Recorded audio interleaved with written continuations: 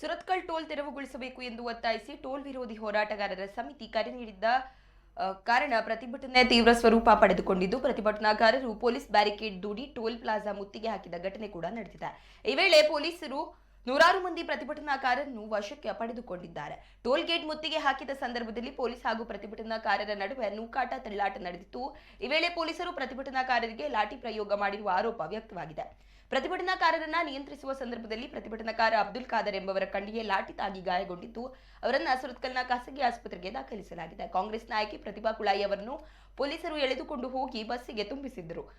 Toll gate ಸುತ್ತಮುತ್ತ police ಸರ್ಪಗಾವಲು ಹಾಕಿದರೆ ಸಾವಿರಾರು ಮಂದಿ ಪ್ರತಿಭಟನೆಗೆ ಬೆಂಬಲ ವ್ಯಕ್ತಪಡಿಸಿದರು.